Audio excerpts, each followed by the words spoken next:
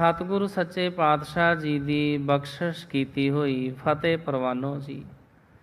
वाहेगुरु जी का खालसा वाहेगुरु जी की फतेह। गुरु प्यारिओ,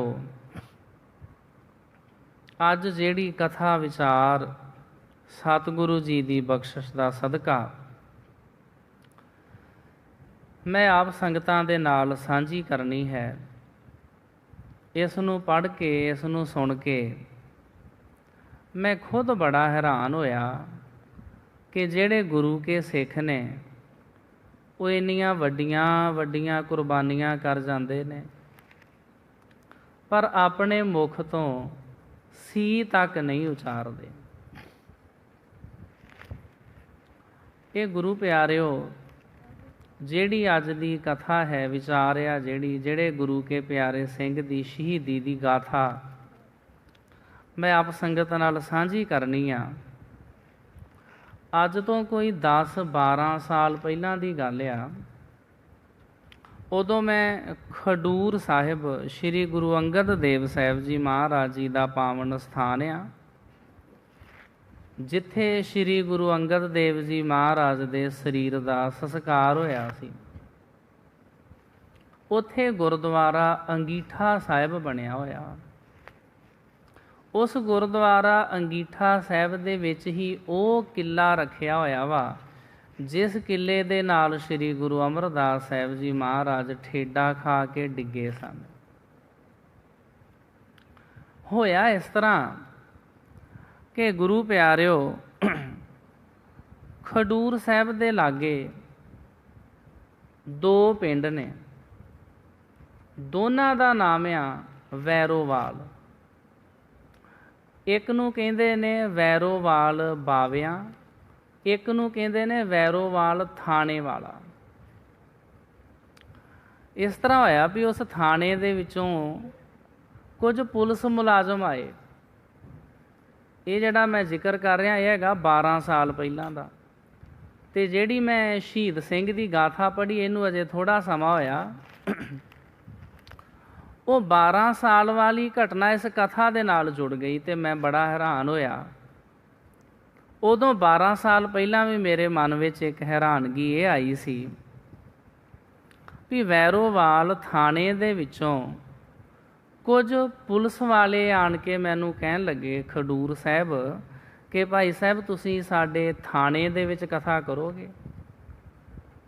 मैं सुन के बड़ा हैरान होया भी लोकी ते अपने घरां दे विच कथा इत्यादक कराउण तो गुरेज ही करदे आ भी जे अखंड पाठ साहिब होवे, सुखमनी साहिब होवे ते छेती समाप्ति होवे ते गुरु साहिब अपने घर जाण ते थाणे दे विच कथा। मैं कहा जी ठीक आ। ते गुरु प्यारिओ, मैं उत्थे थाणे विच गया।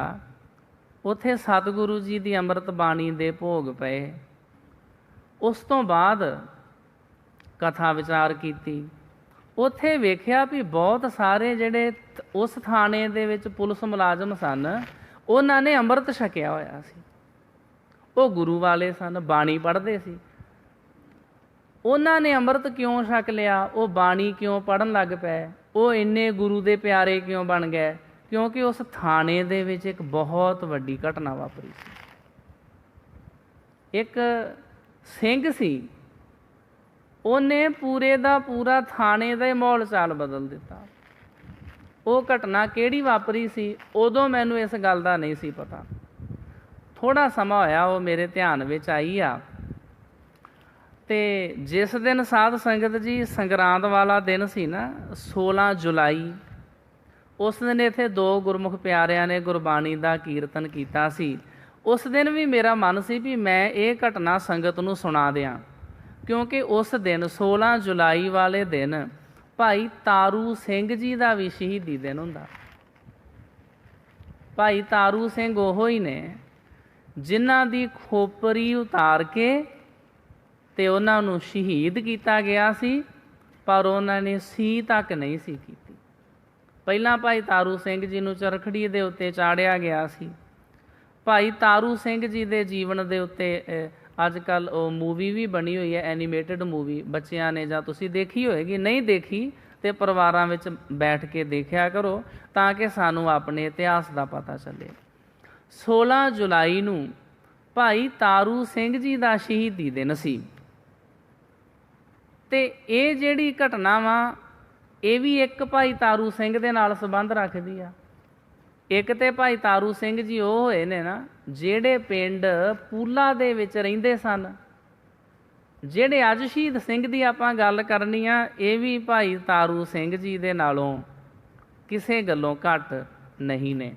ਤੇ ਉਸ ਦਿਨ ਮੇਰਾ ਮਨ ਸੀ ਵੀ ਮੈਂ ਸੰਗਤਾਂ ਦੇ ਨਾਲ ਇਸ ਘਟਨਾ ਦਾ ਜ਼ਿਕਰ ਕਰਾਂ, ਪਰ ਇਹਦੇ ਵਿੱਚ ਫਿਰ 5-7 ਮਿੰਟ ਲੱਗ ਜਾਣੇ ਸਨ ਤੇ ਸਮਾਂ ਇੰਨਾ ਹੁੰਦਾ ਨਹੀਂ ਉਸ ਦਿਨ। ਤੇ ਉਹ ਕਿੰਨੇ ਸਮੇਂ ਦੀ ਮੈਂ ਇਹ ਗਾਥਾ, ਇਹ ਸਾਖੀ, ਇਹ ਘਟਨਾ, ਇਹ ਉਸ ਗੁਰੂ ਕੇ ਪਿਆਰੇ ਸਿੰਘ ਦੀ ਸ਼ਹੀਦੀ ਦਾ ਸਾਕਾ ਮੈਂ ਸੰਭਾਲ ਕੇ ਰੱਖਿਆ ਸੀ ਵੀ ਆਪ ਸੰਗਤਾਂ ਦੇ ਨਾਲ ਸਾਂਝਾ ਕਰਾਂ।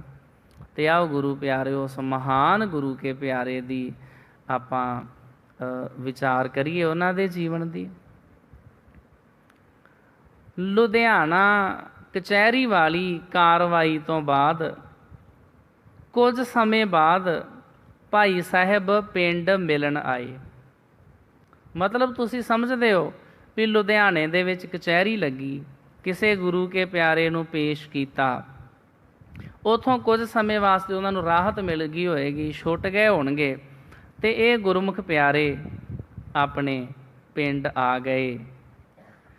ਤੇ ਪਿੰਡ ਆਣ ਕੇ ਮਾਤਾ ਜੀ ਨੂੰ ਹਾਲ ਚਾਲ ਪੁੱਛਿਆ ਤਾਂ ਮਾਤਾ ਜੀ ਨੇ ਪੁੱਛਿਆ ਵੀ ਪੁੱਤਰ ਠੀਕ ਠਾਕ ਆ, ਤੇਰਾ ਕੀ ਹਾਲ ਚਾਲ ਆ? ਤੇ ਅੱਗਿਓਂ ਭਾਈ ਸਾਹਿਬ ਜੀ ਕਹਿਣ ਲੱਗੇ ਮਾਤਾ ਜੀ ਪਰਚਾ ਪਿਆ ਸੀ, ਫੇਲ ਹੋ ਗਿਆ। ਮਾਤਾ ਨੇ ਪੁੱਛਿਆ ਵੀ ਪੁੱਤਰ ਕਿਹੜਾ ਪਰਚਾ ਪਿਆ ਸੀ ਜਿਹਦੇ ਵਿੱਚ ਤੂੰ ਫੇਲ ਹੋ ਗਿਆ? ਤੇ ਇਹਨਾਂ ਗੁਰਮੁਖਾਂ ਨੇ ਭਾਈ ਸਾਹਿਬ ਨੇ ਦੱਸਿਆ ਵੀ ਸਾਥੀ ਸਿੰਘਾਂ ਨੇ ਮਜਬੂਰ ਕਰਕੇ ਛੁਡਾ ਲਿਆਂਦਾ। ਮੈਂ ਉੱਥੋਂ ਛੁੱਟਣਾ ਤੇ ਨਹੀਂ ਸੀ ਚਾਹੁੰਦਾ, ਮੈਂ ਸ਼ਹੀਦੀ ਤੇ ਪ੍ਰਾਪਤ ਕਰਨੀ ਚਾਹੁੰਦਾ ਸਾਂ, ਪਰ ਸਿੰਘਾਂ ਨੇ ਜ਼ੋਰ ਪਾ ਕੇ ਗਵਾਹੀਆਂ ਦੇ ਕੇ ਮੈਨੂੰ ਉੱਥੋਂ ਛੁਡਾ ਲਿਆਂਦਾ। ਵੇਖ ਲਓ, ਇਕੱਲੀ ਇਕੱਲੀ ਤੁਸੀਂ ਗੱਲ ਸੁਣੋਗੇ ਤੇ ਸਿੰਘ ਦਾ ਜਜ਼ਬਾ, ਸਿੰਘ ਦਾ ਸਿਦਕ, ਸ਼ਹੀਦ ਹੋਣ ਵਾਸਤੇ ਕਿੰਨਾ ਚਾਅ ਵਾ। ਜੇ ਕੋਈ ਕਚਹਿਰੀ ਵਿੱਚੋਂ ਰਿਹਾ ਹੋ ਜਾਵੇ ਇਹ ਤੇ ਖੁਸ਼ੀ ਵਾਲੀ ਗੱਲ ਸੀ। ਇਹ ਭਾਈ ਸਾਹਿਬ ਆਪਣੀ ਮਾਤਾ ਨੂੰ ਕਹਿੰਦੇ ਆ ਘਰ ਆਣ ਕੇ ਵੀ ਮਾਤਾ ਜੀ ਮੈਂ ਪਰਚੇ ਦੇ ਵਿੱਚ ਫੇਲ ਹੋ ਗਿਆ ਵਾਂ, ਮੈਨੂੰ ਪੁਲਿਸ ਨੇ ਛੱਡ ਦਿੱਤਾ ਵਾ। ਹੋ ਸਕਦਾ ਹੈ ਕਿ ਸ਼ਹੀਦੀ ਪ੍ਰਾਪਤ ਕਰਨ ਦਾ ਮੌਕਾ ਹੱਥ ਨਾ ਆਵੇ, ਮੈਂ ਸ਼ਹੀਦ ਨਾ ਹੋਵਾਂ, ਕੋਈ ਇੱਦਾਂ ਦਾ ਸਮਾਂ ਬਣ ਜਾਵੇ। ਗੁਰਮੁਖਾਂ ਪਿਆਰਿਆਂ ਨੇ ਕਿਹਾ ਮੈਂ ਚਾਹੁੰਦਾ ਹਾਂ ਕਿ ਭਾਈ ਤਾਰੂ ਸਿੰਘ ਜੀ ਜਿਨ੍ਹਾਂ ਦੀ ਖੋਪਰੀ ਉਤਾਰੀ ਗਈ ਸੀ, ਨਾਲ ਹੀ ਮੈਂ ਮਾੜਾ ਜਿਹਾ ਇਸ਼ਾਰਾ ਕਰਦੇ ਹਾਂ ਕਿਉਂਕਿ ਸਾਡੀ ਜਿਹੜੀ ਨਿਊ ਜਨਰੇਸ਼ਨ ਆ ਕਈ ਵਾਰੀ ਅਸੀਂ ਭੁੱਲ ਜਾਂਦੇ ਹਾਂ ਵੀ ਕਿਹੜੇ ਸਿੰਘ ਨੂੰ ਕਿਵੇਂ ਸ਼ਹੀਦ ਕੀਤਾ ਗਿਆ ਸੀ ਜਾਂ ਇਹ ਕਿਹਦੀ ਗੱਲ ਕਰਦੇ ਨੇ। ਭਾਈ ਸਾਹਿਬ ਨੇ ਕਿਹਾ ਮੈਂ ਚਾਹੁੰਦਾ ਹਾਂ ਕਿ ਭਾਈ ਤਾਰੂ ਸਿੰਘ ਜੀ ਤੇ ਭਾਈ ਮਨੀ ਸਿੰਘ ਜੀ ਵਾਂਗ, ਜਿਨ੍ਹਾਂ ਦਾ ਬੰਦ ਕੱਟ ਕੇ ਸ਼ਹੀਦ ਕੀਤਾ ਗਿਆ ਸੀ ਭਾਈ ਮਨੀ ਸਿੰਘ ਜੀ, ਉਹਨਾਂ ਵਾਂਗ ਸਿੱਖੀ ਤੋਂ ਕੁਰਬਾਨ ਹੋ ਕੇ ਸੱਚਖੰਡ ਜਾਵਾਂ। ਮਾਤਾ ਜੀ ਮੈਨੂੰ ਅਸੀਸ ਦਿਓ ਕਿ ਮੈਂ ਜ਼ਾਲਮ ਦਾ ਹਰ ਜ਼ੁਲਮ ਦਾ ਖਿੜੇ ਮੱਥੇ, ਜ਼ਾਲਮ ਦਾ ਹਰ ਜ਼ੁਲਮ ਝੱਲਾਂ ਤੇ ਜ਼ੁਬਾਨੋਂ ਸੀ ਨਾ ਕਰਾਂ। ਇਹ ਮੈਨੂੰ ਮਾਤਾ ਜੀ ਅਸੀਸ ਦਿਓ। ਅਜਿਹੇ ਚੜ੍ਹਦੀ ਕਲਾ ਵਾਲੇ ਬਚਨ ਬਿਲਾਸ ਕਰਕੇ ਤੇ ਮਾਤਾ ਜੀ ਨੂੰ ਫਤਿਹ ਬੁਲਾ ਕੇ ਘਰੋਂ ਤੁਰੇ ਤੇ ਫਿਰ ਦੁਬਾਰਾ ਘਰ ਵਾਪਸ ਨਾ ਆਏ। ਇਹ ਲਾਸਟ ਵਾਲੇ ਇਹ ਬਚਨ ਕਹਿ ਗਏ ਸਨ, ਮਾਤਾ ਜੀ ਦੇ ਨਾਲ ਇਹੀ ਬਚਨ ਬਿਲਾਸ ਹੋਏ ਆ। ਬਾਅਦ ਵਿੱਚ ਇਹ ਗੁਰੂ ਕੇ ਪਿਆਰੇ ਵਾਪਸ ਆਪਣੇ ਘਰ ਨਹੀਂ ਆਏ। ਅਗਸਤ 1987 ਵਿੱਚ ਜਲੰਧਰ ਪੁਲਿਸ ਦੇ ਇੰਸਪੈਕਟਰ ਸੁਰਜੀਤ ਸਿਉ ਨੇ ਭਾਈ ਸਾਹਿਬ ਨੂੰ ਸਾਈਕਲ ਤੇ ਜਾਂਦਿਆਂ ਗ੍ਰਿਫਤਾਰ ਕਰ ਲਿਆ। ਇਹਨਾਂ ਦਾ ਨਾਮ ਆ, ਜਿਨ੍ਹਾਂ ਦੀ ਗਾਥਾ ਵਿਚਾਰ ਰਹੇ ਹਾਂ, ਭਾਈ ਅਨੋਖ ਸਿੰਘ ਬੱਬਰ। ਭਾਈ ਅਨੋਖ ਸਿੰਘ ਬੱਬਰ ਤੇ ਪੁੱਛਗਿੱਛ ਕਰਨ ਲਈ ਪੰਜਾਬ ਪੁਲਿਸ ਦਾ ਮੁਖੀ ਵਿਸ਼ੇਸ਼ ਤੌਰ ਤੇ ਪਹੁੰਚਿਆ। ਪੁਲਿਸ ਵਾਲੇ ਭਾਈ ਸਾਹਿਬ ਤੋਂ ਵੱਡੇ ਤੋਂ ਵੱਡਾ ਭੇਦ ਜਾਣਨਾ ਚਾਹੁੰਦੇ ਸਨ, ਪਰ ਉਹਨਾਂ ਦੇ ਪੱਲੇ ਨਿਰਾਸ਼ਾ ਹੀ ਪਈ। ਭਾਈ ਅਨੋਖ ਸਿੰਘ ਨੇ ਕੋਈ ਭੇਦ ਨਾ ਦਿੱਤਾ, ਕੁਝ ਦੱਸਿਆ ਨਾ। ਪੁਲਿਸ ਤਸ਼ੱਦਦ ਕਰ ਰਹੀ ਸੀ, ਜ਼ੁਲਮ ਕਰ ਰਹੀ ਸੀ, ਸਰੀਰ ਨੂੰ ਕਸ਼ਟ ਦੇ ਰਹੀ ਸੀ, ਤੇ ਭਾਈ ਅਨੋਖ ਸਿੰਘ ਜੀ ਬੱਬਰ ਵਾਹਿਗੁਰੂ ਗੁਰਮੰਤਰ ਦਾ ਜਾਪ ਕਰ ਰਹੇ ਸਨ। ਭਾਈ ਸਾਹਿਬ ਜੀ ਵਾਹਿਗੁਰੂ ਵਾਹਿਗੁਰੂ ਕਰੀ ਗਏ, ਪਰਮਾਤਮਾ ਦਾ ਨਾਮ ਜਪੀ ਗਏ। ਪੁਲਿਸ ਉਹਨਾਂ ਦੇ ਉੱਤੇ ਤਸ਼ੱਦਦ ਕਰਦੀ ਗਈ, ਬੇਇੰਤਹਾ ਸਜ਼ਾ ਦਿੱਤੀ। ਵੀ ਇਸ ਸਿੰਘ ਦੇ ਕੋਲੋਂ ਇਹਦੇ ਸਾਥੀਆਂ ਬਾਰੇ ਪੁੱਛੀਏ, ਇਹਨਾਂ ਦੇ ਥਾਂ ਟਿਕਾਣੇ ਬਾਰੇ ਪੁੱਛੀਏ, ਕੋਈ ਭੇਦ ਸੂਹ ਨਿਕਲੇ। ਪਰ ਭਾਈ ਸਾਹਿਬ ਨੇ ਕੋਈ ਵੀ ਭੇਦ ਨਹੀਂ ਦੱਸਿਆ। ਭਾਈ ਸਾਹਿਬ ਦੇ ਸਿਦਕ ਦੇ ਅੱਗੇ ਪੁਲਿਸ ਦੇ ਸਾਰੇ ਹਥਿਆਰ ਫੇਲ ਹੋ ਰਹੇ ਸਨ। ਆਖਰ ਕ੍ਰੋਧ ਵਿੱਚ ਅੰਨੇ ਹੋਏ ਭਾਈ ਸਾਹਿਬ ਜੀ ਨੂੰ ਕਿਹਾ ਕਿ ਤੂੰ ਕਹਿੰਦਾ ਹੁੰਦਾ ਸੀ ਕਿ ਮੈਂ ਭਾਈ ਤਾਰੂ ਸਿੰਘ ਜੀ ਵਾਂਗ ਸ਼ਹੀਦ ਹੋਣਾ ਚਾਹੁੰਦਾ ਹਾਂ। ਪੁਲਿਸ ਵਾਲਿਆਂ ਨੇ ਕਿਹਾ ਵੀ ਤੂੰ ਇਸ ਤਰ੍ਹਾਂ ਕਹਿੰਦਾ ਹੁੰਦਾ ਸਾਂ ਵੀ ਮੈਂ ਭਾਈ ਤਾਰੂ ਸਿੰਘ ਵਾਂਗ ਸ਼ਹੀਦ ਹੋਣਾ ਚਾਹੁੰਦਾ ਹਾਂ, ਲੈ ਮੈਂ ਤੇਰੀ ਇਹ ਰੀਝ ਵੀ ਪੂਰੀ ਕਰ ਦੇਵਾਂ। ਇਹ ਆਖ ਕੇ ਉਸ ਜਲਾਦ ਨੇ ਭਾਈ ਅਨੋਖ ਸਿੰਘ ਜੀ ਬੱਬਰ ਦੀ ਖੋਪਰੀ ਲਾ ਦਿੱਤੀ। ਹੁਣ ਵੇਖੋ, ਦੋ ਸਿੰਘ ਹੋ ਗਏ ਨਾ, ਇੱਕ ਤੇ ਭਾਈ ਤਾਰੂ ਸਿੰਘ ਜੀ ਦੀ ਖੋਪਰੀ ਉਤਾਰੀ ਗਈ ਆ, ਇੱਕ ਇਹ ਜਿਹੜੇ ਗੁਰੂ ਕੇ ਪਿਆਰੇ ਭਾਈ ਅਨੋਖ ਸਿੰਘ ਬੱਬਰ ਨੇ, ਇਹਨਾਂ ਦੀ ਵੀ ਖੋਪਰੀ ਲਾ ਦਿੱਤੀ। ਖੋਪਰੀ ਲੱਥ ਜਾਣ ਤੇ ਭਾਈ ਸਾਹਿਬ ਜੀ ਨੇ ਕਿਹਾ ਕਿ ਤੂੰ ਸਿੱਖ ਹੋ ਕੇ ਮੇਰੇ ਉੱਪਰ ਜ਼ੁਲਮ ਕਰਦਾ ਹੈ, ਪਰ ਤੈਨੂੰ ਇਹ ਵੀ ਪਤਾ ਹੋਣਾ ਚਾਹੀਦਾ ਕਿ ਜੇ ਤਾਰੂ ਸਿੰਘ ਦੀ ਖੋਪਰੀ ਲੱਥੀ ਸੀ ਤਾਂ ਸੂਬਾ ਜ਼ਕਰੀਆ ਖਾਂ ਵੀ ਨਹੀਂ ਸੀ ਬਚ ਸਕਿਆ। ਭਾਈ ਤਾਰੂ ਸਿੰਘ ਦੀ ਖੋਪਰੀ ਤੇ ਇੱਕ ਜ਼ਾਲਮ ਜ਼ਕਰੀਆ ਖਾਨ ਨੇ ਉਤਰਵਾਈ ਸੀ। ਉਹ ਤੇ ਸਿੱਖ ਨਹੀਂ ਸੀ, ਪਰ ਤੂੰ ਤੇ ਆਪਣੇ ਆਪ ਨੂੰ ਸਿੱਖ ਸਮਝਦਾ, ਪਰ ਤਾਂ ਵੀ ਤੂੰ ਮੇਰੀ ਖੋਪਰੀ ਉਤਰਵਾ ਦਿੱਤੀ ਆ। ਕੋਈ ਗੱਲ ਨਹੀਂ। ਤੇ ਤੁਹਾਨੂੰ ਚੇਤੇ ਹੋਏਗਾ, ਜ਼ਕਰੀਆ ਖਾਨ ਨੇ ਭਾਈ ਤਾਰੂ ਸਿੰਘ ਨੂੰ ਕਿਹਾ ਸੀ ਵੀ ਜਿਹੜੇ ਤੂੰ ਕੇਸਾਂ ਦਾ ਫਖਰ ਕਰਦਾ, ਜਿਹੜੇ ਤੂੰ ਕੇਸਾਂ ਦਾ ਮਾਣ ਕਰਦਾ, ਤੇਰੇ ਸਿਰ ਵਿੱਚ ਜੁੱਤੀਆਂ ਮਾਰ ਕੇ ਤੇਰੇ ਕੇਸ ਉਡਾ ਦਾਂਗਾ।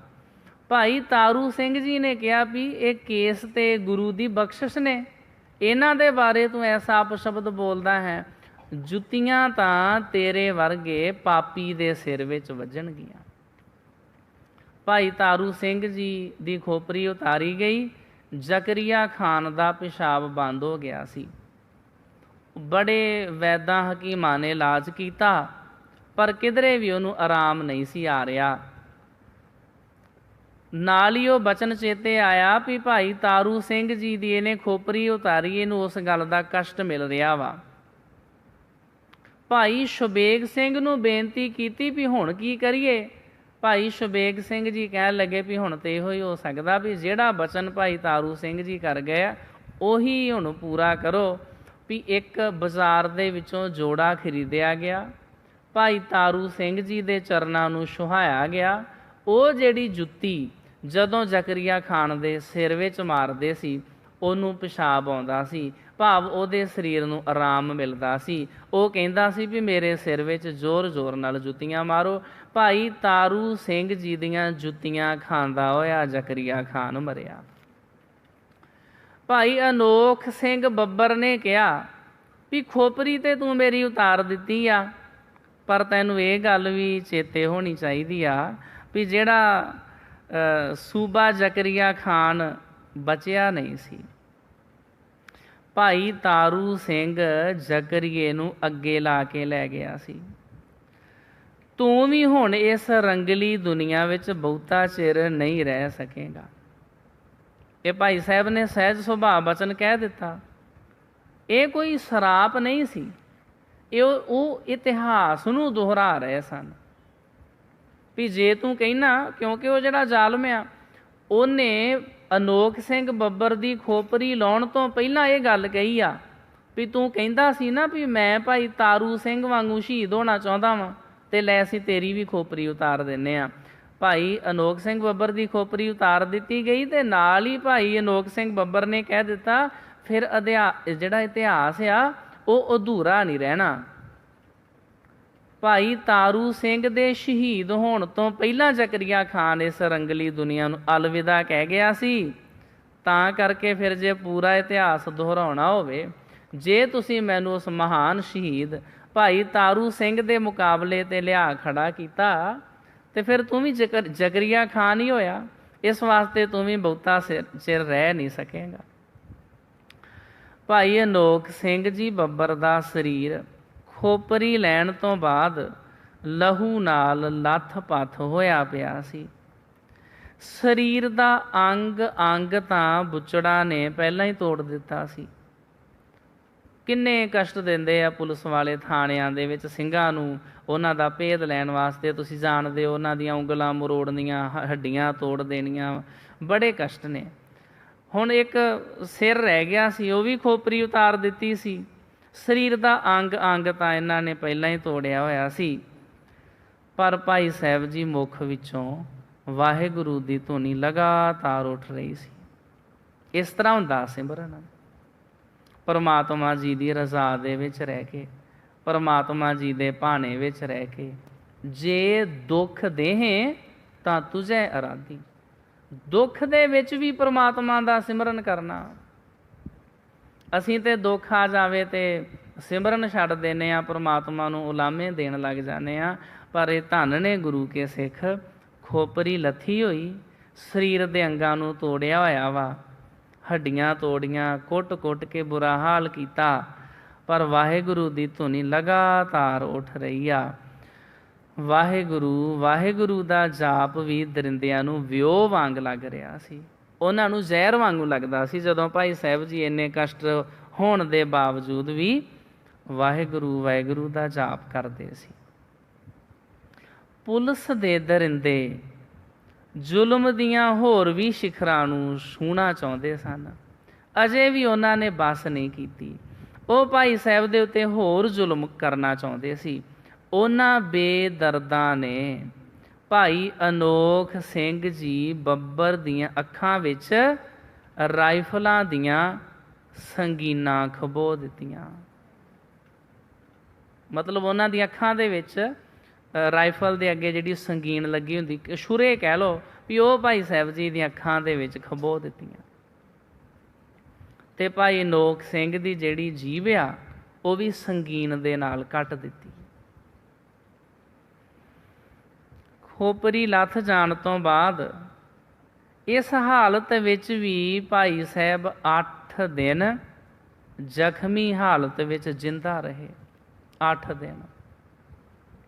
ਆਖਰ ਵੈਰੋਵਾਲ ਦੀ ਪੁਲਿਸ ਨੇ ਝੂਠਾ ਪੁਲਿਸ ਮੁਕਾਬਲਾ ਵਿਖਾ ਕੇ ਭਾਈ ਅਨੋਖ ਸਿੰਘ ਜੀ ਬੱਬਰ ਦੀ ਜ਼ਖਮੀ ਦੇਹ ਨੂੰ ਗੋਲੀਆਂ ਮਾਰ ਕੇ ਸ਼ਹੀਦ ਕਰ ਦਿੱਤਾ। ਤੇ ਅਗਲੇ ਦਿਨ ਅਖਬਾਰ ਦੇ ਵਿੱਚ ਛਪ ਗਿਆ ਕਿ ਭਾਈ ਅਨੋਖ ਸਿੰਘ ਜੀ ਬੱਬਰ ਪੁਲਿਸ ਦਾ ਮੁਕਾਬਲਾ ਕਰਦੇ ਹੋਏ ਸ਼ਹੀਦ ਹੋ ਗਏ ਨੇ। ਪੁਲਿਸ ਵਾਲੇ ਕੀ ਕਰਦੇ ਸੀ, ਜਿਹੜੇ ਵੱਡੇ ਅਫਸਰ ਸੀ, ਆਪਣੇ 1-2 ਬੰਦਿਆਂ ਨੂੰ ਵੈਸੇ ਗੋਲੀਆਂ ਮਾਰ ਦੇਣੀਆਂ, ਕਿਸੇ ਦੀ ਲੱਤ ਵਿੱਚ, ਕਿਸੇ ਦੀ ਬਾਂਹ ਵਿੱਚ, ਤੇ ਸਿੰਘ ਨੂੰ ਖਤਮ ਕਰ ਦੇਣਾ ਤੇ ਕਹਿ ਦੇਣਾ ਵੀ ਇਹ ਪੁਲਿਸ ਮੁਕਾਬਲੇ ਵਿੱਚ ਸ਼ਹੀਦ ਹੋ ਗਿਆ। ਇੰਨਾ ਜ਼ਿਆਦਾ ਗੁਰੂ ਪਿਆਰੇ ਉਹ ਜ਼ੁਲਮ ਹੋਇਆ। ਭਾਈ ਸਾਹਿਬ ਦੇ ਹੱਥਾਂ ਪੈਰਾਂ ਦੇ ਨਹੁੰ ਕੱਢ ਦਿੱਤੇ ਗਏ ਸਨ। ਆਪਣੇ ਘਰ ਪਰਿਵਾਰਾਂ ਵਿੱਚ ਨਿੱਕੀ ਜੀ ਸੱਟ ਲੱਗ ਜਾਵੇ, ਸਾਡੇ ਆਪਣੇ ਘਰਾਂ ਵਿੱਚ ਵੀ ਕਿਸੇ ਬੱਚੇ ਨੂੰ ਨਿੱਕੀ ਜੀ ਕੋਈ ਉਂਗਲ 'ਤੇ ਸੱਟ ਲੱਗ ਜਾਵੇ, ਮੈਂ ਉਹਨਾਂ ਨੂੰ ਕਹਿਣਾ ਨਾ, ਪੁੱਤਰੋ ਤੁਸੀਂ ਯਾਦ ਕਰੋ ਭਾਈ ਮਨੀ ਸਿੰਘ ਨੂੰ ਯਾਦ ਕਰੋ, ਉਹਨਾਂ ਦਾ ਕੈਸਾ ਸਬਰ, ਕੈਸਾ ਸਿਦਕ, ਵੀ ਜਦੋਂ ਜਿਹੜੇ ਜਲਾਦ ਨੇ ਟੋਕਾ ਫੜਿਆ, ਉਹ ਭਾਈ ਸਾਹਿਬ ਜੀ ਦਾ ਹੱਥ ਵੱਢਣ ਲੱਗਾ ਤੇ ਭਾਈ ਮਨੀ ਸਿੰਘ ਜੀ ਕਹਿੰਦੇ ਨੇ ਵੀ ਜਲਾਦਾ ਨਹੀਂ ਰੋਕ। ਜਲਾਦ ਕਹਿੰਦਾ ਜੀ ਡਰ ਗਏ ਹੋ? ਭਾਈ ਮਨੀ ਸਿੰਘ ਜੀ ਕਹਿੰਦੇ ਜੀ ਮੈਂ ਡਰਿਆ ਨਹੀਂ ਆ, ਇੱਥੋਂ ਬੰਦ ਸ਼ੁਰੂ ਨਹੀਂ ਹੁੰਦਾ। ਬੰਦ ਦਾ ਮਤਲਬ ਹੁੰਦਾ ਸਰੀਰ ਦਾ ਜਿੱਥੇ ਜੋੜ ਹੋਵੇ, ਤੇ ਬੰਦ ਤੇ ਉਂਗਲ ਦੇ ਪੋਟੇ ਤੋਂ ਸ਼ੁਰੂ ਹੁੰਦਾ। ਇਸ ਵਾਸਤੇ ਪਹਿਲਾਂ ਇਹ ਜਿਹੜਾ ਟੋਕਾ ਵਾ, ਇਹ ਤੈਨੂੰ ਮੇਰੀ ਉਂਗਲੀ ਦੇ ਉੱਤੇ 3 ਵਾਰੀ ਮਾਰਨਾ ਪਏਗਾ ਤੇ ਤਾਂ ਇਸ ਤਰ੍ਹਾਂ ਬੰਦ ਕੱਟਿਆ ਜਾਏਗਾ, ਤੂੰ ਤੇ ਸਿੱਧਾ ਹੀ ਹੱਥ ਕੱਟ ਦੇਣ ਲੱਗਾ।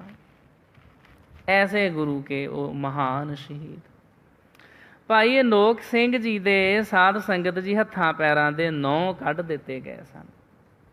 ਉਹਨਾਂ ਤੇ ਇੰਨਾ ਜ਼ੁਲਮ, ਪਲਾਸ ਦੇ ਨਾਲ, ਜਿਵੇਂ ਬਾਬਾ ਬੰਦਾ ਸਿੰਘ ਬਹਾਦਰ ਦਾ ਜੰਬੂਰਾਂ ਦੇ ਨਾਲ ਮਾਸ ਨੋਚਿਆ ਗਿਆ। ਜੰਬੂਰ ਜਿਹੜਾ ਨਾ ਇੱਕ ਗੋਲ ਸੰਨੀ ਹੁੰਦੀ ਹੈ, ਜਿਵੇਂ ਪਲਾਸ ਹੁੰਦਾ, ਉਹਦੇ ਨਾਲ ਮਾਸ ਨੂੰ ਫੜ ਕੇ ਇਸ ਤਰ੍ਹਾਂ ਤੋੜਨਾ, ਜਿਉਂਦੇ ਬੰਦੇ ਦਾ ਮਾਸ ਤੋੜਨਾ। ਭਾਈ ਸਾਹਿਬ ਜੀ ਦੇ ਹੱਥਾਂ ਪੈਰਾਂ ਦੇ ਨਹੁੰ ਖਿੱਚ ਦਿੱਤੇ ਗਏ ਸੀ ਤੇ ਪੈਰਾਂ ਰਾਹੀਂ ਦੋਹਾਂ ਲੱਤਾਂ ਵਿੱਚ ਸਰੀਏ ਗਰਮ ਕਰਕੇ ਠੋਕ ਦਿੱਤੇ ਗਏ ਸੀ।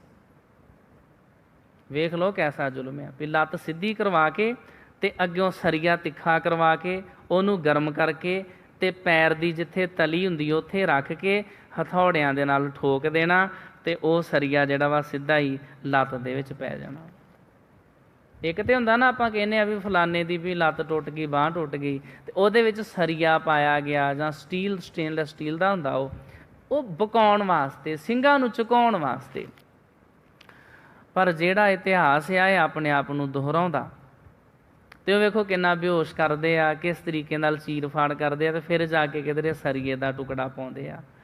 ਭਾਈ ਅਨੋਖ ਸਿੰਘ ਜੀ ਦੇ ਜ਼ੁਲਮ ਕਰਦਿਆਂ ਹੋਇਆਂ ਪੈਰਾਂ ਰਾਹੀਂ ਦੋਹਾਂ ਲੱਤਾਂ ਦੇ ਵਿੱਚ ਸਰੀਏ ਗਰਮ ਕਰਕੇ ਠੋਕ ਦਿੱਤੇ ਗਏ ਸਨ।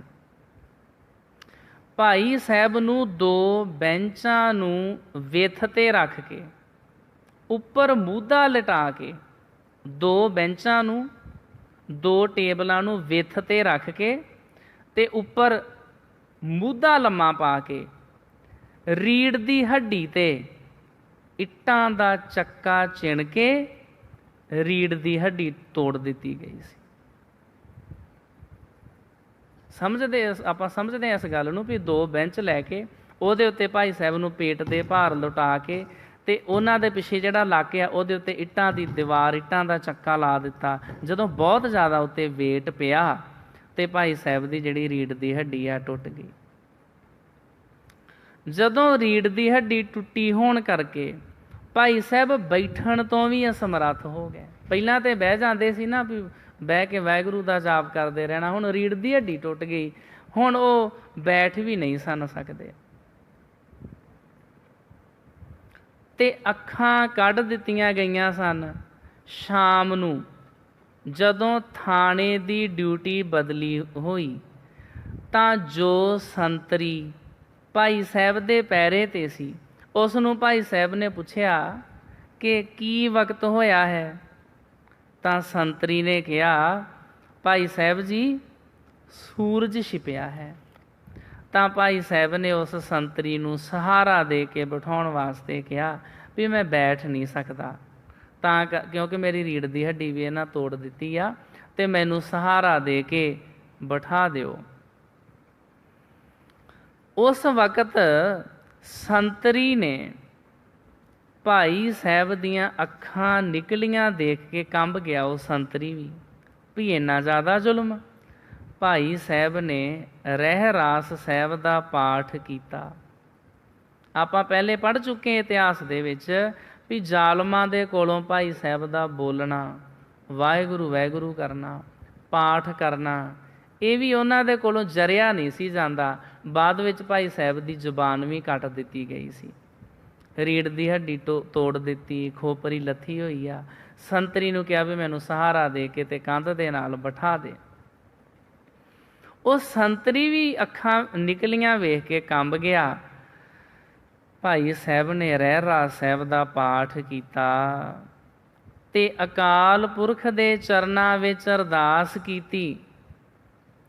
ਤੇ ਅਰਦਾਸ ਦੇ ਅੰਤ ਵਿੱਚ ਜਦੋਂ ਭਾਈ ਸਾਹਿਬ ਨੇ ਇਹ ਸ਼ਬਦ ਕਹੇ, ਰਹਿਰਾਸ ਸਾਹਿਬ ਜੀ ਦੀ ਅਰਦਾਸ ਤੋਂ ਬਾਅਦ ਜਦੋਂ ਇਹ ਸ਼ਬਦ ਕਹੇ ਕਿ ਹੇ ਅਕਾਲ ਪੁਰਖ ਵਾਹਿਗੁਰੂ, 4 ਦਿਨ ਆਪ ਦੇ ਭਾਣੇ ਵਿੱਚ ਸੁੱਖ ਦਾ ਬਤੀਤ ਹੋਇਆ ਹੈ। ਭਾਈ ਸਾਹਿਬ ਕਹਿ ਰਹੇ ਵੀ ਮੇਰਾ ਜਿਹੜਾ 4 ਪਹਿਰ ਦਾ ਦਿਨ ਹੁੰਦਾ ਤੇ 4 ਪਹਿਰ ਦੀ ਰਾਤ ਹੁੰਦੀ ਆ, ਜਿਹੜਾ ਮੇਰਾ 4 ਪਹਿਰ ਦਿਨ ਆ, ਇਹ ਤੁਹਾਡੇ ਭਾਣੇ ਵਿੱਚ ਸੁੱਖ ਦਾ ਬਤੀਤ ਹੋਇਆ। ਇਹ ਵੀ ਮੇਰੇ ਵਾਸਤੇ ਸੁੱਖ ਹੀ ਹੈ। ਮਤਲਬ ਇੰਨੇ ਜ਼ਿਆਦਾ ਕਸ਼ਟ ਆਉਣ ਦੇ ਬਾਵਜੂਦ ਵੀ ਜਿਹੜੇ ਰੱਬ ਦੇ ਪਿਆਰੇ ਆ, ਰੱਬ ਨੂੰ ਕੋਈ ਲਾਮਾ ਨਹੀਂ ਦਿੰਦੇ। ਪਰਮਾਤਮਾ ਜੀ, ਤੁਹਾਡੇ ਭਾਣੇ ਵਿੱਚ 4 ਪਹਿਰ ਦਿਨ ਸੁੱਖ ਦਾ ਬਤੀਤ ਹੋਇਆ, 4 ਪਹਿਰ ਰੈਣ ਆਈ ਹੈ, ਸੁੱਖ ਦੇ ਨਾਲ ਬਿਤਾਵਣੀ ਕਰਨੀ। ਭਾਵ ਪਰਮਾਤਮਾ ਜੀ ਦੇ ਵਿੱਚ ਜੇ ਜੁੜੇ ਰਹੀਏ ਪਰਮਾਤਮਾ ਦੇ ਚਰਨਾਂ ਦੇ ਨਾਲ, ਤੇ ਉਹ ਸਮਾਂ ਸੁੱਖ ਦਾ ਹੀ ਆ। ਭਾਵੇਂ ਖੋਪਰੀ ਲੱਥੀ ਹੋਵੇ, ਰੀੜ ਦੀ ਹੱਡੀ ਟੁੱਟੀ ਹੋਵੇ, ਅੱਖਾਂ ਕੱਢੀਆਂ ਹੋਣ, ਲੱਤਾਂ ਵਿੱਚ ਸਰੀਆ ਠੋਕਿਆ ਹੋਵੇ ਤੇ ਹੱਥਾਂ ਪੈਰਾਂ ਦੇ ਨਹੁੰ ਖਿੱਚ ਦਿੱਤੇ ਹੋਣ, ਪਰ ਜੇ ਪਰਮਾਤਮਾ ਜੀ ਨੂੰ ਯਾਦ ਕਰੀਏ ਤੇ ਇਹ ਵੀ ਸਮਾਂ ਸਾਡੇ ਵਾਸਤੇ ਸੁੱਖ ਦਾ ਹੀ ਆ। ਇਹ ਲਫ਼ਜ਼ ਸੁਣਦੇ ਸਾਰ ਹੀ ਭਾਈ ਸਾਹਿਬ ਦੀ ਪਹਿਰੇਦਾਰੀ ਕਰ ਰਿਹਾ ਉਹ ਸੰਤਰੀ ਰੋਹ ਵਿੱਚ ਆ ਗਿਆ ਤੇ ਜਾ ਕੇ ਆਪਣੀ ਰਾਈਫਲ ਥਾਣੇਦਾਰ ਅੱਗੇ ਰੱਖ ਕੇ ਉੱਚੀ ਉੱਚੀ ਰੌਲਾ ਪਾਉਣ ਲੱਗਾ ਕਿ ਮੈਂ ਨਹੀਂ ਤੁਹਾਡੀ ਨੌਕਰੀ ਕਰਨੀ। ਤੁਸੀਂ ਸੰਤ ਰੂਪ ਗੁਰੂ ਕੇ ਸਿੱਖਾਂ ਨੂੰ ਤਸੀਹੇ ਦੇ ਰਹੇ ਹੋ, ਮੈਂ ਨਹੀਂ ਤੁਹਾਡੀ ਨੌਕਰੀ ਕਰਨੀ। ਉਹ ਸੰਤਰੀ ਵੀ ਜਿਹੜਾ ਇੰਨਾ ਜ਼ਿਆਦਾ ਪ੍ਰਭਾਵਿਤ ਹੋ ਗਿਆ ਇਸ ਗੁਰੂ ਕੇ ਸਿੰਘ ਤੋਂ, ਜਾ ਕੇ ਉਹਨੇ ਆਪਣੀ ਰਾਈਫਲ ਥਾਣੇਦਾਰ ਦੇ ਅੱਗੇ ਰੱਖ ਦਿੱਤੀ ਵੀ ਜਿਹੜੇ ਸੰਤ ਰੂਪ ਗੁਰੂ ਕੇ ਪਿਆਰੇ ਆ, ਤੁਸੀਂ ਉਹਨਾਂ ਨੂੰ ਇੰਨੇ ਜ਼ਿਆਦਾ ਤਸੀਹੇ ਦਿੰਦੇ ਹੋ। ਇਸ ਤੋਂ ਬਾਅਦ ਭਾਈ ਸਾਹਿਬ ਦੀ ਜ਼ੁਬਾਨ ਕੱਟ ਦਿੱਤੀ ਗਈ ਕਿ ਇਹਦੀ ਜ਼ੁਬਾਨ ਵਿੱਚੋਂ ਨਿਕਲਣ ਵਾਲੇ ਜਿਹੜੇ ਲਫ਼ਜ਼ ਨੇ, ਜਦੋਂ ਇਹ ਪਾਠ ਕਰਦਾ, ਇਹਦੇ ਨਾਲ ਸਾਡੇ ਸਿਪਾਹੀਆਂ ਦੇ ਵੀ ਦਿਲ ਪੱਘਰ ਜਾਂਦੇ ਨੇ। ਕਿਤੇ ਇਸ ਤਰ੍ਹਾਂ ਨਾ ਹੋਵੇ ਵੀ ਇਹਦੇ ਆਲੇ ਦੁਆਲੇ ਵਿਚਰਨ ਵਾਲੇ ਜਿਹੜੇ ਸਿਪਾਹੀ ਆ, ਉਹ ਹਥਿਆਰ ਸੁੱਟ ਕੇ ਆਪਣੀਆਂ ਨੌਕਰੀਆਂ ਛੱਡ ਕੇ ਬਗਾਵਤ ਕਰ ਦੇਣ ਤੇ ਆਪਣੇ ਘਰਾਂ ਨੂੰ ਚਲੇ ਜਾਣ। ਤਾਂ ਕਰਕੇ ਭਾਈ ਅਨੋਖ ਸਿੰਘ ਜੀ ਦੀ ਜ਼ੁਬਾਨ ਕੱਟ ਦਿੱਤੀ ਗਈ ਤੇ ਉੱਪਰ ਅਫਸਰ ਸ਼ਾਹੀ ਨੂੰ ਇਤਲਾਹ ਕੀਤੀ ਗਈ ਕਿ ਪੁਲਿਸ ਭਾਈ ਸਾਹਿਬ ਦਾ ਸਿਦਕ ਦੇਖ ਕੇ ਬਾਗੀ ਹੋ ਰਹੀ ਆ। ਉੱਤੇ ਉਸ ਸਮੇਂ ਜਿਹੜਾ ਪੰਜਾਬ ਦਾ ਵੱਡਾ ਆਫਿਸਰ ਸੀ ਪੁਲਿਸ ਦਾ, ਉਹਨੂੰ ਰਿਪੋਰਟ ਭੇਜੀ ਗਈ ਵੀ ਭਾਈ ਸਾਹਿਬ ਜੀ ਦਾ ਐਸਾ ਸਿਦਕ ਵੇਖ ਕੇ ਜਿਹੜੀ ਪੁਲਿਸ ਆ ਉਹ ਬਾਗੀ ਹੋ ਰਹੀ ਆ। ਤੇ ਉਸ ਰਾਤ ਅੰਮ੍ਰਿਤ ਵੇਲੇ ਉੱਤੋਂ ਫਿਰ ਆਰਡਰ ਆ ਗਿਆ। ਉਸ ਰਾਤ ਅੰਮ੍ਰਿਤ ਵੇਲੇ ਭਾਈ ਸਾਹਿਬ ਨੂੰ ਸ਼ਹੀਦ ਕਰਕੇ ਬਿਆਸ ਦਰਿਆ ਦੇ ਵਿੱਚ ਰੋੜ ਦਿੱਤਾ ਗਿਆ, ਕਿਉਂਕਿ ਉੱਥੇ ਲਾਗੇ ਬਿਲਕੁਲ ਬਿਆਸ ਦਰਿਆ ਵਗਦਾ ਵਾ, ਵੈਰੋਵਾਲ ਥਾਣੇ ਦੇ ਲਾਗੇ, ਖਡੂਰ ਸਾਹਿਬ ਤਹਿਸੀਲ ਦੀ ਗੱਲ ਆ। ਉਸ ਤੋਂ ਬਾਅਦ ਵੈਰੋਵਾਲ ਥਾਣੇ ਦੇ ਕਾਫੀ ਪੁਲਿਸ ਵਾਲੇ ਅੰਮ੍ਰਿਤਧਾਰੀ ਬਣੇ ਤੇ ਉਹਨਾਂ ਇਹ ਮੰਨਿਆ ਕਿ ਭਾਈ ਅਨੋਖ ਸਿੰਘ ਸੂਰੇ ਗੁਰੂ ਦੇ ਪੂਰੇ ਸਿੱਖ ਦੀ ਸ਼ਹੀਦੀ ਨੇ ਹੀ ਸਾਨੂੰ ਇਸ ਰਾਹ ਤੋਰਿਆ। ਤੇ ਬਾਅਦ ਵਿੱਚ ਇਹਨਾਂ ਸਿੰਘਾਂ ਨੇ ਪੁਲਿਸ ਵਿੱਚ ਰਹਿੰਦੇ ਹੋਏ ਸੰਘਰਸ਼ੀ ਸਿੰਘਾਂ ਦੀ ਬਹੁਤ ਮਦਦ ਕੀਤੀ ਤੇ ਅੱਜ ਵੀ ਉਸ ਮਰਿਆਦਾ ਨੂੰ, ਉਸ ਰੀਤੀ ਨੂੰ ਉਹ ਨਿਭਾ ਰਹੇ ਆ।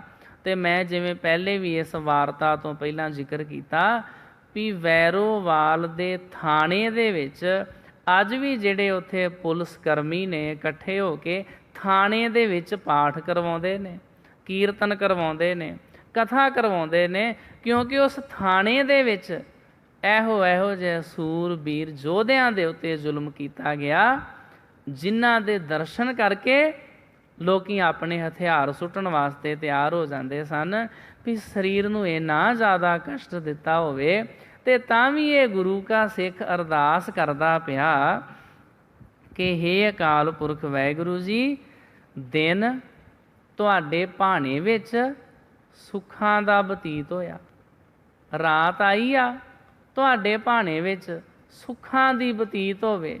ਸੁਣਨ ਵਾਲੇ ਲੋਕੀ ਹੈਰਾਨ ਹੋ ਜਾਂਦੇ ਸਨ ਵੀ ਸਾਡੇ ਘਰ ਵਿੱਚ ਤੇ ਥੋੜ੍ਹਾ ਜਿੰਨਾ ਕੋਈ ਨੁਕਸਾਨ ਹੋ ਜਾਵੇ, ਕੋਈ ਘਾਟਾ ਪੈ ਜਾਵੇ, ਅਸੀਂ ਰੋਣ ਲੱਗ ਜਾਂਦੇ ਹਾਂ। ਅਸੀਂ ਐਸੇ ਮਿੱਟੀ ਦੇ ਪੁਤਲੇ ਹਾਂ। ਮਾਟੀ ਕੋ ਪੂਤਰਾ ਕੈਸੇ ਨਚਤ ਹੈ, ਦੇਖੈ ਦੇਖੈ ਸੁਣੈ ਬੋਲੇ ਦੌੜਿਓ ਫਿਰਤ ਹੈ। ਇਹ ਮਿੱਟੀ ਦਾ ਬਣਿਆ ਹੋਇਆ ਇਨਸਾਨ ਕਿਸ ਤਰ੍ਹਾਂ ਜ਼ਿੰਦਗੀ ਬਤੀਤ ਕਰਦਾ, ਕਿਵੇਂ ਨੱਚਦਾ ਫਿਰਦਾ, ਜਿਵੇਂ ਇਹਨੇ ਸਦਾ ਹੀ ਇੱਥੇ ਥਿਰ ਰਹਿਣਾ ਹੋਵੇ, ਇੰਨਾ ਜ਼ਿਆਦਾ ਹੰਕਾਰ ਕਰਦਾ। ਜਿਹੜੇ ਤੁਸੀਂ ਗੁਰੂ ਗ੍ਰੰਥ ਸਾਹਿਬ ਦੀ ਬਾਣੀ ਪੜ੍ਹਨ ਵਾਲੇ ਹੋ, ਗੁਰੂ ਗ੍ਰੰਥ ਸਾਹਿਬ ਜੀ ਦੀ ਬਾਣੀ ਵਿੱਚ ਇਹ ਵੀ ਜ਼ਿਕਰ ਆਇਆ ਵੀ ਇਹ ਬੰਦਾ ਇੱਕ ਸਮੇਂ ਐਸਾ ਹੰਕਾਰੀ ਹੋ ਜਾਂਦਾ ਤੇ ਕਹਿ ਦਿੰਦਾ ਹਮਰੀ ਭੂਮ ਕੌਣ ਘਾਲੇ ਪੈਰ। ਇਹਦਾ ਮਤਲਬ ਆ ਵੀ ਮੈਂ ਇਸ ਜ਼ਮੀਨ ਦਾ ਮਾਲਕ ਹਾਂ ਤੇ ਮੇਰੀ ਪੈਲੀ ਦੇ ਵਿੱਚ ਕੌਣ ਪੈਰ ਰੱਖ ਸਕਦਾ, ਕੋਈ ਪੈਰ ਤੇ ਪਾ ਕੇ ਵਿਖਾਵੇ। ਸਤਿਗੁਰੂ ਜੀ ਲਿਖਦੇ ਨੇ ਇਹਨੂੰ ਆਪਣੀ ਔਕਾਤ ਭੁੱਲ ਜਾਂਦੀ ਆ, ਇਹਨੂੰ ਆਪਣਾ ਅਖੀਰ ਭੁੱਲ ਜਾਂਦਾ ਵੀ ਮੇਰਾ ਅਖੀਰ ਕੈਸਾ ਹੋਵੇਗਾ। ਮਾਟੀ ਕੋ ਪੂਤਰਾ ਕੈਸੇ ਨਚਤ ਹੈ, ਦੇਖੈ ਦੇਖੈ ਵੇਖਦਾ, ਵੇਖ ਵੇਖ ਕੇ ਅੱਖਾਂ ਨਹੀਂ ਰੱਜਦੀਆਂ, ਕਈ ਪ੍ਰਕਾਰ ਦੇ ਰੰਗ ਤਮਾਸ਼ੇ ਵੇਖਦਾ। ਦੇਖੈ ਦੇਖੈ ਸੁਣੈ, ਸੁਣ ਸੁਣ ਕੇ ਕੰਨ ਨਹੀਂ ਰੱਜਦੇ। ਬੋਲੇ ਦੌੜਿਓ ਫਿਰਤ ਹੈ, ਬਸ ਦੌੜਦਾ ਹੀ ਫਿਰਦਾ। ਸਾਰੀ ਜ਼ਿੰਦਗੀ ਇਹਦੀ ਭੱਜ ਦੌੜ ਕਰਦਿਆਂ ਲੰਘ ਜਾਂਦੀ ਆ। ਕਦੇ ਗੁਰੂ ਕਾ ਇਤਿਹਾਸ ਨਹੀਂ ਪੜ੍ਹਦਾ ਵੀ ਇਸ ਕੌਮ ਦੇ ਵਾਸਤੇ ਕਿੰਨੇ ਗੁਰੂ ਕੇ ਯੋਧੇ ਸ਼ਹੀਦ ਹੋ ਗਏ ਨੇ, ਉਹਨਾਂ ਨੇ ਕਿੰਨੀਆਂ ਕੁਰਬਾਨੀਆਂ ਦਿੱਤੀਆਂ ਨੇ। ਇਹ ਗੱਲਾਂ ਇਹਨੂੰ ਭੁੱਲ ਹੀ ਗਈਆਂ ਨੇ। ਦੇਖੈ ਦੇਖੈ ਸੁਣੈ ਬੋਲੇ ਦੌੜਿਓ ਫਿਰਤ ਹੈ, ਜਬ ਕਛ ਪਾਵੇ ਤਬ ਗਰਭ ਕਰਤ ਹੈ। ਜੇ ਇਹਨੂੰ ਕੁਛ ਮਿਲ ਜਾਵੇ ਫਿਰ ਇਹ ਹੰਕਾਰ ਕਰਦਾ। ਤੇ ਅੱਗੇ ਸਤਿਗੁਰੂ ਜੀ ਨੇ ਬਚਨ ਕੀਤਾ ਮਾਇਆ ਗਈ ਤਬ ਰੋਵਨ ਲਗਤ ਹੈ। ਤੇ ਜੇ ਮਾਇਆ ਚਲੀ ਜਾਵੇ, ਜੇ ਕਿਧਰੇ ਨੁਕਸਾਨ ਹੋ ਜਾਵੇ, ਫਿਰ ਇਹ ਰੋਣ ਲੱਗ ਜਾਂਦਾ ਵੀ ਮੇਰੀ ਜ਼ਿੰਦਗੀ ਦੇ ਵਿੱਚ ਤੇ ਭਾਈ ਇੰਨਾ ਜ਼ਿਆਦਾ ਘਾਟਾ ਪੈ ਗਿਆ। ਫਿਰ ਇਹ ਰੋਂਦਾ, ਦੁਖੀ ਹੁੰਦਾ। ਤੇ ਜਿਹੜੇ ਵੇਖਣ ਵਾਲੇ ਸਨ ਗੁਰੂ ਕੇ ਸਿੱਖ ਨੂੰ, ਭਾਈ ਅਨੋਖ ਸਿੰਘ ਨੂੰ, ਕਹਿੰਦੇ ਸਨ ਭਾਈ ਸਾਹਿਬ ਤੁਸੀਂ ਸੰਤ ਹੋ। ਇਹ ਹੁੰਦੇ ਨੇ ਅਸਲ ਦੇ ਵਿੱਚ ਸੰਤ, ਜਿਹੜੇ ਇੰਨਾ ਜ਼ਿਆਦਾ ਕਸ਼ਟ ਆਉਣ ਦੇ ਬਾਵਜੂਦ ਵੀ ਪਰਮਾਤਮਾ ਦੇ ਚਰਨਾਂ ਦੇ ਨਾਲ ਜੁੜੇ ਰਹਿੰਦੇ ਨੇ। ਅਸਲ ਦੇ ਵਿੱਚ ਜੇ ਕਿਸੇ ਨੇ ਸੰਤ ਮਹਾਤਮਾ ਰੱਬ ਦੇ ਪਿਆਰੇ ਦੇਖਣੇ ਹੋਣ ਨਾ, ਅਸਲ ਦੇ ਵਿੱਚ ਮਾਤਾਵਾਂ ਕੌਣ ਨੇ? ਇੱਕ ਸਾਧ ਸੰਗਤ ਜੀ ਇੱਕ ਕਿਤਾਬ ਆਉਂਦੀ ਆ, ਉਹ PDF ਦੇ ਵਿੱਚ ਵੀ ਆਉਂਦੀ ਆ ਵੀ ਤੁਸੀਂ ਆਪਣੇ ਮੋਬਾਈਲਾਂ ਕੰਪਿਊਟਰ 'ਚ ਵੀ ਪੜ੍ਹ ਸਕਦੇ ਹੋ, ਵੈਸੇ ਵੀ ਆਉਂਦੀ ਆ। ਪਹਿਲਾਂ ਅੱਜ ਕੱਲ੍ਹ ਸਾਰੀ library electronic media PDF extension ਦੇ ਵਿੱਚ ਆ ਗਈ। ਇੱਕ ਕਿਤਾਬ ਆ, ਉਹਦਾ ਨਾਮ ਆ 100 ਸਿੱਖ ਬੀਬੀਆਂ। ਉਸ ਕਿਤਾਬ ਦੇ ਵਿੱਚ 100 ਸਿੱਖ ਬੀਬੀਆਂ ਦਾ ਜੀਵਨ ਲਿਖਿਆ ਵਾ ਵੀ ਬੀਬੀਆਂ ਨੇ ਕਿੰਨੀਆਂ ਕੁਰਬਾਨੀਆਂ ਦਿੱਤੀਆਂ ਵਾ। ਅੱਜ ਦੇ ਸਮੇਂ ਵਿੱਚ ਤੇ ਜਿਹਨੇ ਹਾਰ ਸ਼ਿੰਗਾਰ ਕਰ ਲਿਆ, ਕੋਈ ਪਤਾ ਨਹੀਂ ਕਿਹੜੀ ਕਿਹੜੀ ਮਾਤਾ ਬਣੀ ਫਿਰਦੀ ਆ। ਮੈਂ ਇੱਕ ਦਿਨ ਇੱਧਰੋਂ ਆ ਰਿਹਾ ਸੀ ਕਿਧਰੋਂ ਸੁਹਾਣੇ ਵੱਲੋਂ, ਤੇ ਸੜਕ ਦੇ ਉੱਤੇ ਦੇਖਿਆ ਮੋਹਾਲੀ ਇੱਕ ਕੋਠੀ ਦੇ ਉੱਤੇ ਪੂਰਾ ਜਿੰਨਾ ਇੱਕ ਕਮਰਾ ਹੁੰਦਾ ਨਾ, ਇੰਨੀ ਵੱਡੀ ਇੱਕ ਫੋਟੋ ਲੱਗੀ। ਇੱਕ ਮਾਤਾ ਸੀ, ਕੋਈ ਬੀਬੀ ਸੀ, ਉਹਨੇ ਇਸ ਤਰ੍ਹਾਂ ਹੱਥ ਕੀਤਾ, ਥੱਲੇ ਲਿਖਿਆ ਵੀ ਇਹ ਮਾਤਾ ਜੀ ਹਨ। ਅਸੀਂ ਤੇ ਪਤਾ ਨਹੀਂ ਜਿਹਨੂੰ ਮਰਜ਼ੀ ਮਾਤਾ ਬਣਾ ਦਿੰਦੇ ਹਾਂ, ਜਿਹਨੂੰ ਮਰਜ਼ੀ ਪਿਤਾ ਬਣਾ ਦਿੰਦੇ ਹਾਂ, ਜਿਹਨੂੰ ਮਰਜ਼ੀ ਸੰਤ ਕਹਿ ਦਿੰਦੇ ਹਾਂ।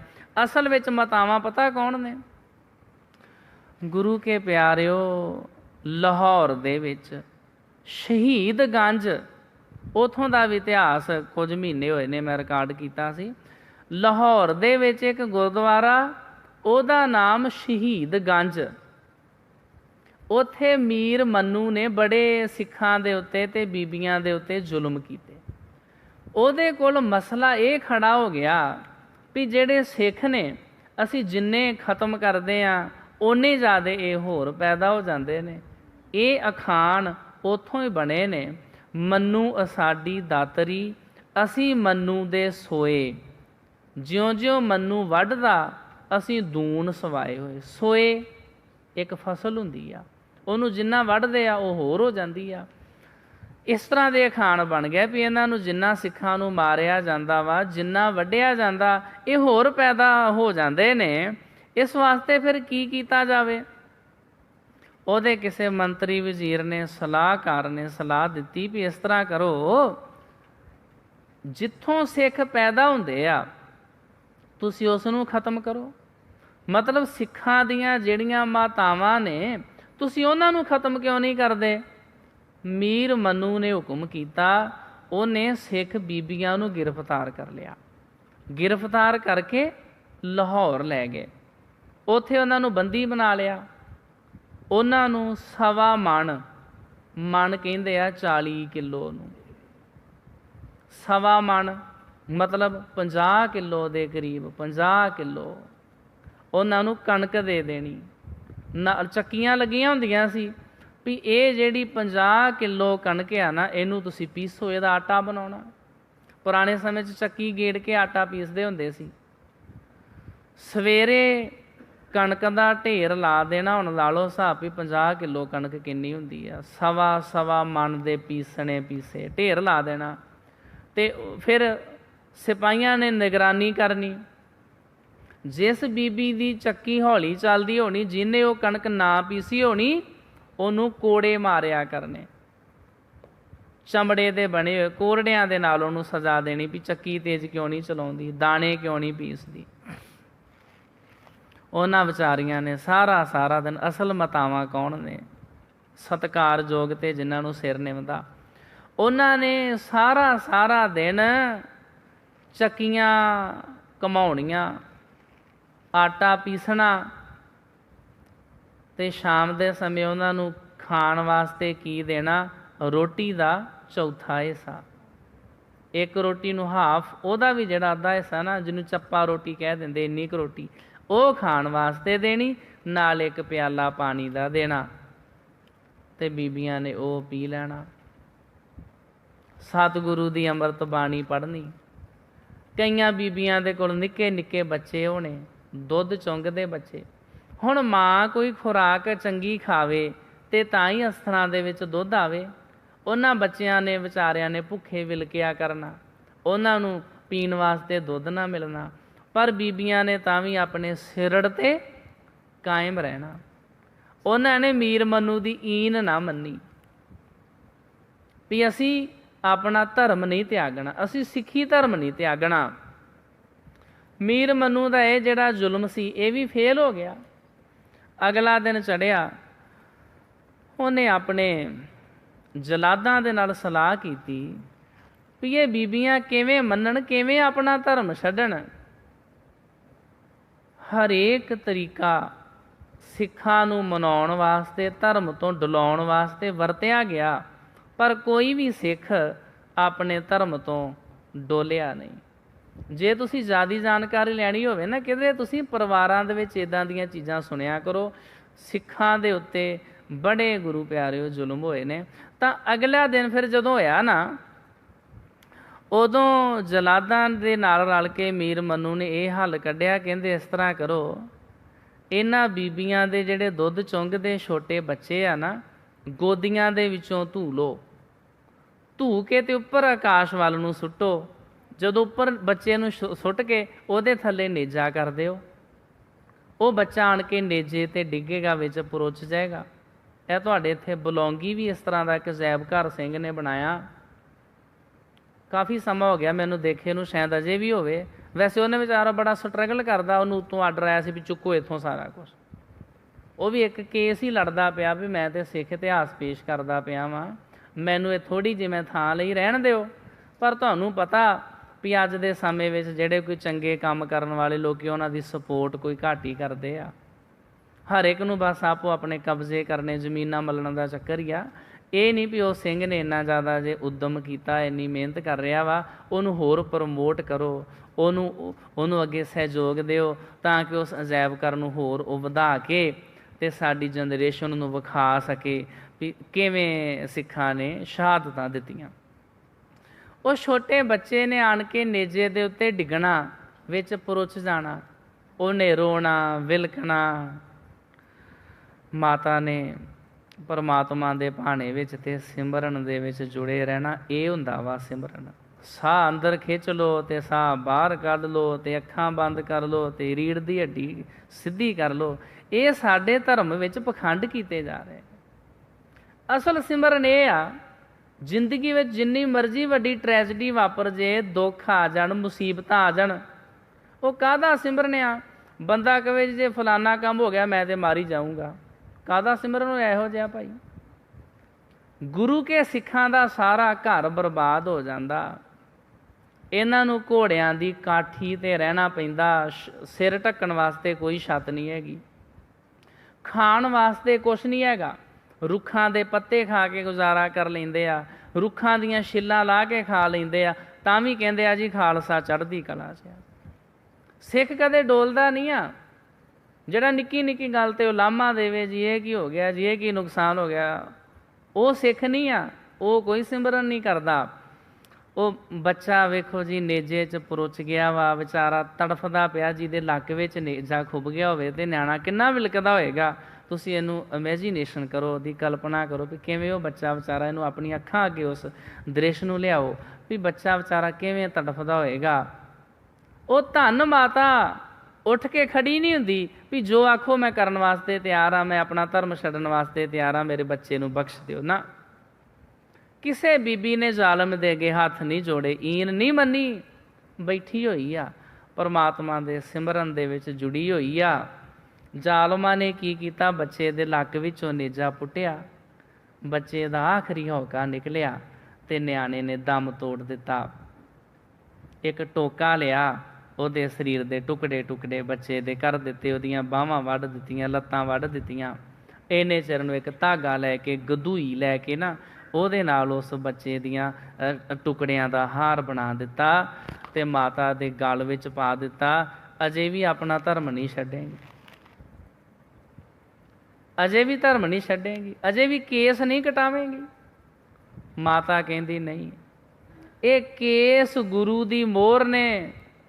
ਮੈਂ ਗੁਰੂ ਗੋਬਿੰਦ ਸਿੰਘ ਜੀ ਮਹਾਰਾਜ ਦੀ ਸਿੱਖਣੀ ਆ। ਸਤਿਗੁਰੂ ਸੱਚੇ ਪਾਤਸ਼ਾਹ ਜੀ ਨੇ, ਮੇਰੇ ਪਿਤਾ ਜੀ ਨੇ ਇਸ ਧਰਮ ਦੇ ਵਾਸਤੇ ਆਪਣੇ 4 ਸਾਹਿਬਜ਼ਾਦੇ ਕੁਰਬਾਨ ਕਰ ਦਿੱਤੇ ਨੇ। ਉਹਨਾਂ ਦੀਆਂ ਅੱਖਾਂ ਦੇ ਸਾਹਮਣੇ ਚਮਕੌਰ ਦੀ ਜੰਗ ਵਿੱਚ 2 ਸਾਹਿਬਜ਼ਾਦੇ ਸ਼ਹੀਦ ਹੋ ਗਏ ਨੇ।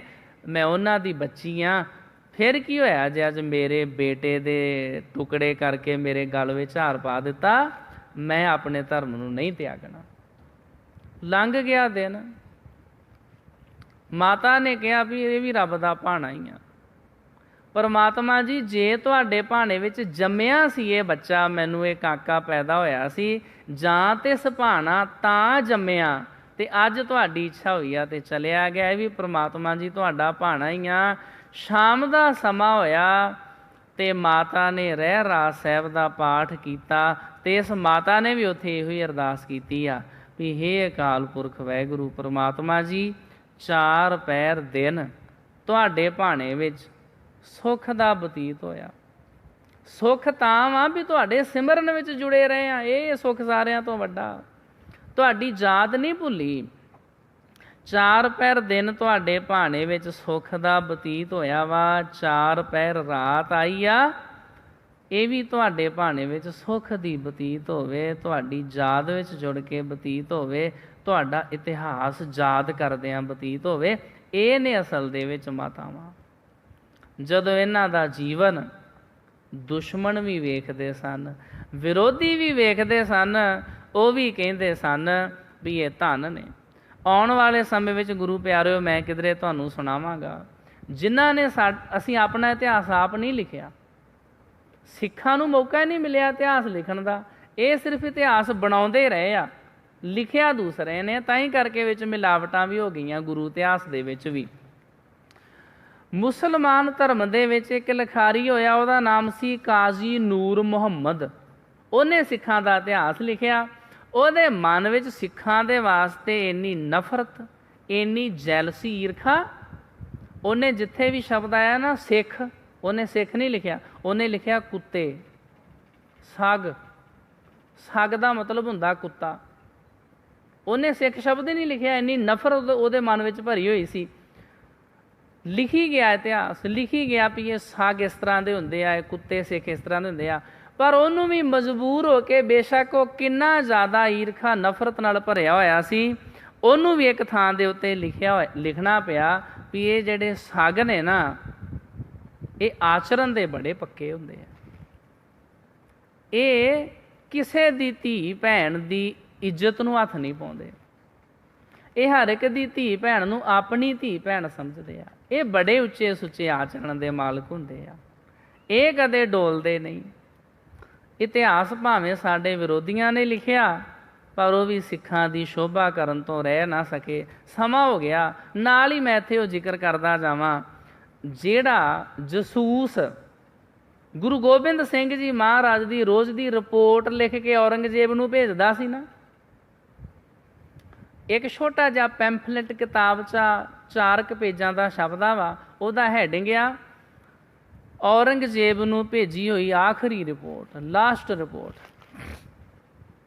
ਜਿਸ ਦਿਨ ਗੁਰੂ ਗੋਬਿੰਦ ਸਿੰਘ ਜੀ ਮਹਾਰਾਜ ਨੇ ਅੰਮ੍ਰਿਤ ਛਕਾਇਆ, ਉਸ ਦਿਨ ਕੀ ਕੁਛ ਹੋਇਆ, ਉਹ ਸਾਰੀ ਰਿਪੋਰਟ ਔਰੰਗਜ਼ੇਬ ਦੇ ਜਸੂਸ ਨੇ ਲਿਖ ਕੇ ਦਿੱਲੀ ਭੇਜਣੀ ਸੀ। ਉਹਨੇ ਰਿਪੋਰਟ ਲਿਖ ਦਿੱਤੀ ਜੀ ਇਸ ਤਰ੍ਹਾਂ ਗੁਰੂ ਸਾਹਿਬ ਜੀ ਤੰਬੂ ਵਿੱਚ ਆਏ। ਉਹ ਵੇਂਦਾ ਰਿਹਾ ਸੀ ਸਾਰਾ ਕੁਝ ਉਹਦੇ ਸਾਹਮਣੇ। ਉਹ ਸਾਰਾ ਹਾਲ ਰੋਜ਼ ਦਾ ਲਿਖ ਕੇ ਦਿੱਲੀ ਭੇਜ ਦਿੰਦਾ ਸੀ। ਲਿਖੀ ਗਿਆ ਗੁਰੂ ਸਾਹਿਬ ਜੀ ਇਸ ਤਰ੍ਹਾਂ ਜੋ ਉਹਨਾਂ ਨੇ ਇਹ ਬਾਣਾ ਪਹਿਨਿਆ, ਇਸ ਤਰ੍ਹਾਂ ਤੰਬੂ ਵਿੱਚ ਆਏ, ਇਸ ਤਰ੍ਹਾਂ 5 ਸਿੰਘਾਂ ਦੇ ਸਿਰ ਧੜ ਤੋਂ ਅਲੱਗ ਕਰ ਦਿੱਤੇ, ਉਹਨਾਂ ਨੇ 5 ਪਿਆਰੇ ਸਾਜ ਦਿੱਤੇ। ਫਿਰ ਮੈਂ ਵੇਂਦਾ ਰਿਹਾ, ਉੱਥੇ 20,000 ਦੇ ਕਰੀਬ ਹੋਰ ਵੀ ਕਈਆਂ ਨੇ ਅੰਮ੍ਰਿਤ ਛਕਿਆ, ਗੁਰੂ ਵਾਲੇ ਬਣੇ। ਮੈਂ ਗੁਰੂ ਦੇ ਕਾਰਨਾਮੇ ਵੇਖ ਕੇ ਇੰਨਾ ਪ੍ਰਭਾਵਿਤ ਹੋਇਆ ਵਾਂ, ਮੈਂ ਰਹਿ ਨਹੀਂ ਸਕਿਆ ਤੇ ਮੈਂ ਵੀ ਗੁਰੂ ਗੋਬਿੰਦ ਸਿੰਘ ਜੀ ਮਹਾਰਾਜ ਦਾ ਅੰਮ੍ਰਿਤ ਛਕ ਲਿਆ ਵਾ। ਔਰੰਗਜ਼ੇਬ ਬਾਦਸ਼ਾਹ ਜੀ, ਆਹ ਮੇਰੀ ਅੱਜ ਦੀ ਲਾਸਟ ਰਿਪੋਰਟ ਆ। ਉਹਨੇ ਲਾਸਟ ਰਿਪੋਰਟ ਦੇ ਦਿੱਤੀ। ਸਿੱਖਾਂ ਦਾ ਜੀਵਨ ਐਸਾ ਸੀ, ਜਿਹੜੇ ਸ਼ਹਾਦਤਾਂ ਪ੍ਰਾਪਤ ਕਰ ਜਾਂਦੇ ਸਨ, ਇੰਨੇ ਕਸ਼ਟ ਸਹਾਰ ਜਾਂਦੇ ਸਨ, ਪਰ ਕਦੇ ਵੀ ਉਹ ਆਪਣੇ ਧਰਮ ਤੋਂ ਨਹੀਂ ਡੋਲੇ।